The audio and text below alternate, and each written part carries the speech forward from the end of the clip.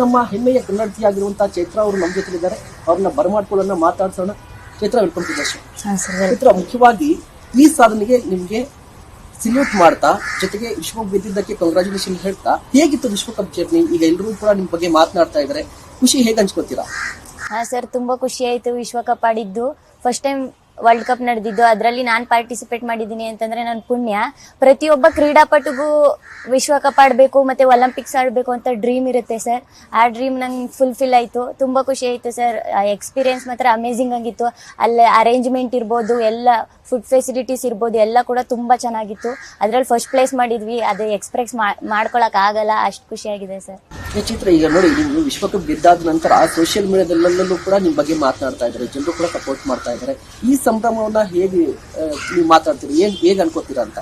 ಎಲ್ಲರೂ ನಿಮ್ ಬಗ್ಗೆ ಮಾತನಾಡ್ತಿದ್ದಾರೆ ಈಗ ಸೋಷಿಯಲ್ ಮೀಡಿಯಾದಲ್ಲಿ, ಎಲ್ಲಾ ಕಡೆ ಕೂಡ. ಹೌದು ಸರ್, ಎಲ್ಲಾ ಕಡೆ ಸೋಷಿಯಲ್ ಮೀಡಿಯಾದಲ್ಲಿ ಎಲ್ಲಿ ನೋಡಿದ್ರು ಎಲ್ಲಾ ಕಡೆ ಪೋಸ್ಟರ್ ಎಲ್ಲ ಹಾಕಿದ್ದಾರೆ. ಅದು ಎಲ್ಲಾ ಇದ್ರಲ್ಲೂ ಹಾಕಿದ್ದಾರೆ. ತುಂಬಾ ಖುಷಿ ಆಗುತ್ತೆ ಸರ್. ನಾನು ಒಂದು ಹಳ್ಳಿ ಪ್ರತಿಭೆ ಇದ್ಕೊಂಡು ಈಗ ಸೋಷಿಯಲ್ ಮೀಡಿಯಾದಲ್ಲೆಲ್ಲ ವೈರಲ್ ಆಗಿದ್ದೀನಿ ಅಂತಂದ್ರೆ ತುಂಬಾ ಖುಷಿ ಪಡೋ ವಿಷಯನೇ.